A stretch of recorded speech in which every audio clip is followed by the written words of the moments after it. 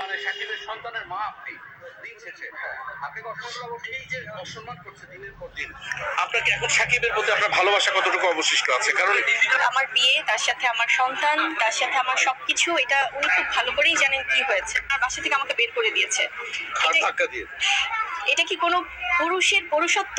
তার ওয়াইফকে, তার সন্তানের মাকে তিনি বাসা থেকে বের করে দিয়েছেন। এটা আপনারাই বলে যে বারবার যদি এই কাহিনীগুলো করতে থাকে, সেখানে আমার আসলে কি পদক্ষেপ নেওয়া উচিত? এবং যদি বিশ্ব মা দিবসের কথা বলি, যে সেই মা দিবসে উনি যেভাবে আসলে আমাকে সম্মান জানিয়েছেন।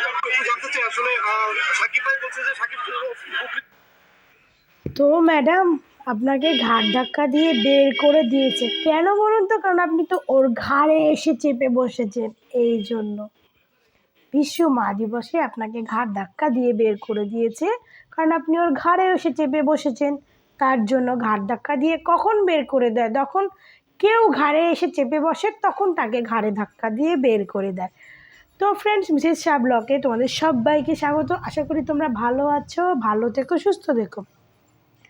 তো অনেকদিন পরে একটা ভিডিও নিয়ে এলাম, 2-3 দিন ভিডিওটা করিনি।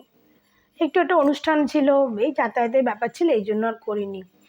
তো তোমরা প্রথমে যেটুকু তোমাদের একটু ক্লিপ দেখালাম, তো সেটার হিসেবে বলি, বুবলির এই ভিডিওটা অনেক দিন আগের। তো তাকে ঘাড় ধাক্কা দিয়ে বের করে দিয়েছে। তো এইটা সবথেকে বড় ব্যাপার হচ্ছে, অপু বিশ্বাসের হেটার্সরা তাদের দৃষ্টি আকর্ষণের জন্য ভিডিওটা, যে তারা যাকে নিয়ে এত ভিডিও করে, এত এই করে, তাই সে নিজের মুখেই বলছে শাকিব খান তাকে তার বাড়ি থেকে মা দিবসের সময় তাকে ঘাড় ধাক্কা দিয়ে বার করে দিয়েছে। সত্যি কথা বলতে কি জানেন, মানে অপু ম্যাডামের হেটার্সদের বলছি, অ্যাকচুয়ালি আপনাদের বুবলি ম্যাডামের নায়িকাটা কিন্তু কোনো ইয়ে না, যে সে নায়িকা, সুপারস্টার, সেটা তার কোনো বড় ব্যাপার না।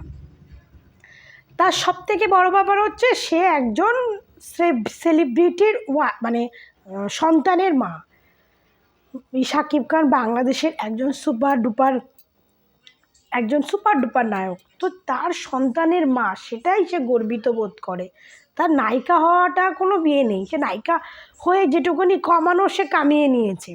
সে আর কামিয়েছে কিসের জন্য? এই জন্যই কামিয়েছে, শাকিব খানের সন্তানের মা হয়েছে বলেই আজকে কিন্তু নায়িকার ইয়েটা আছে। না হলে আজকে যদি শাকিব খানের সঙ্গে কোনো সম্পর্ক তার না হতো, তাহলে হয়তো 1-2 সিনেমা করতো, 3টে সিনেমা করতো, করে অন্য কোয়ালিটি, অন্য ভালো মাইন্ড, ভালো থাকলে হলে হয়তো আবার অন্য কারোর সঙ্গে ছবি সাইন করতো, অন্য কারো মুভি করতো, এরকম করে নাম হতো। বাট ও যে দুটো শাকিব খানের সঙ্গে একটা মুভিতে ও নাম হয়ে গেছে, এখন কি দরকার? এখন হচ্ছে শাকিব খানের নাম, কাম, যশ, অ্যাশ সব দরকার। চলো এখন কি যে করে শাকিব খানের সন্তানের মা হয়ে যায়। তো তার নায়িকা ওটা তার কোনো ফ্যাক্ট ছিল না, তার আসল বড় কাজ ছিল সে ঢালিউডে এসেই শাকিব খানের সন্তানের মা হতে। চলে বলে কৌশলে ঠিক হয়ে তো গেল। সবথেকে বড় কথা, তার যে দিদি আছে নাজমিন মিমি নাকি, সেও পেছন থেকে অনেকটাই একটু সাপোর্ট ছিল। না থাকলে এটা এতটা হতো না, হতো হয়তো একটু দেরি হতো, এত তাড়াতাড়ি হতো না।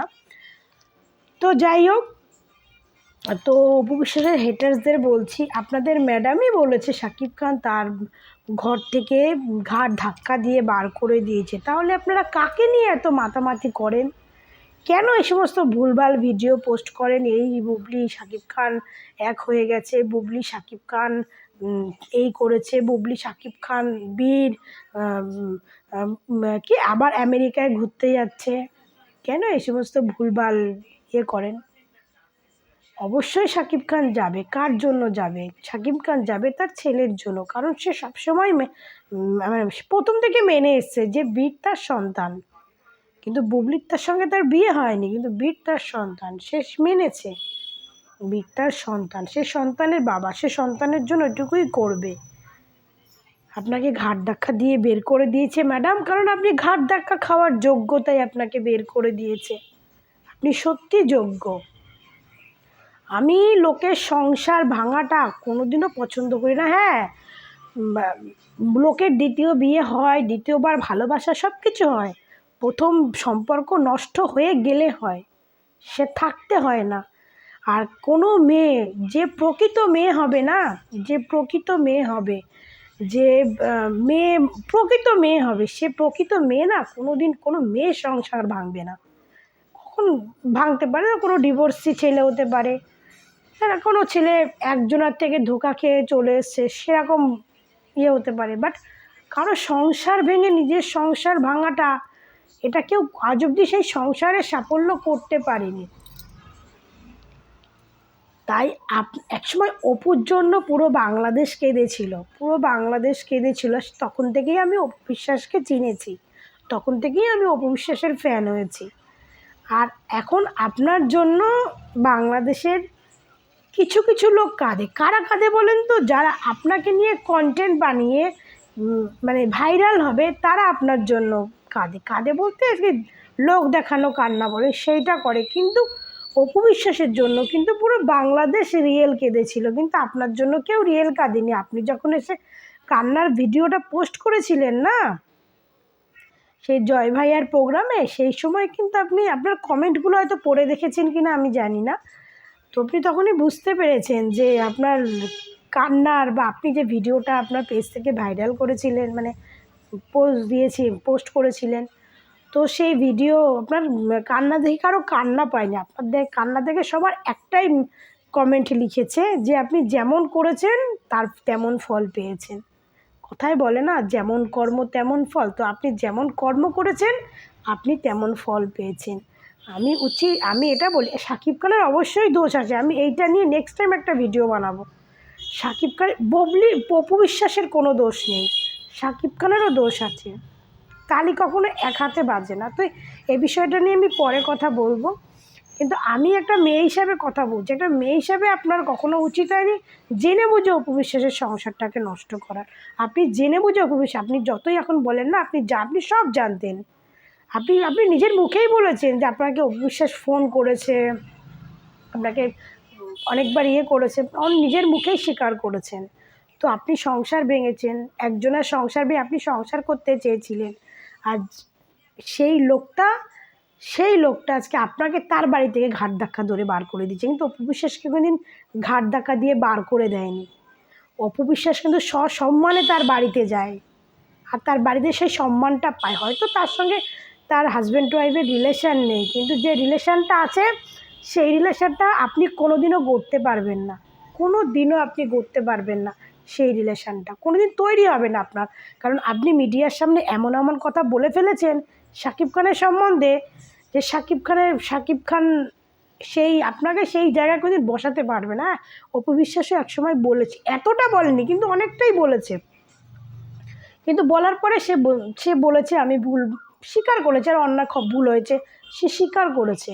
কিন্তু আপনি কনস্ট্যান্ট বলে যাচ্ছেন, কিন্তু এখন জানেন আপনি কোনো মানে উত্তর পাচ্ছেন না, তার জন্য এখন আপনি বলেই দেন যে আমি ও বিষয়টা নিয়ে কোনো কথাই বলতে চাই না, আমি ও বিষয়টা নিয়ে কোনো কথাই বলতে চাই না। কি বলবেন? আপনার তো বলার কিছুই নেই, কারণ অপু বিশ্বাস জয়ের ভেতরের সম্পর্কটা একরকম, কিন্তু আপনার আর বীরের ভেতরের সম্পর্কটা টোটালি আলাদা। তো এই জন্য আপনার বলার কিছুই নেই। আপনি বলবেন কি? আপনার তো বলার কোনো ভাষা নেই, আপনি বলবেনটা কি? আপনি নিজে এখন জানেন যে আমি ভুল করেছি একজনের সংসার ভেঙে, আমি ভুল করেছি।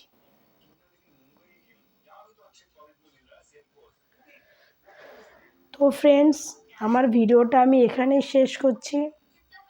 তো তোমরা ভালো থেকো, সুস্থ থেকো, তোমাদের সঙ্গে দেখা হবে আমার নেক্সট ভিডিওতে। তো তোমরা অনেকেই আমার ভিডিও দেখো, অনেক ভিডিও দেখো, কিন্তু তোমরা কিন্তু সাবস্ক্রাইব করছো না।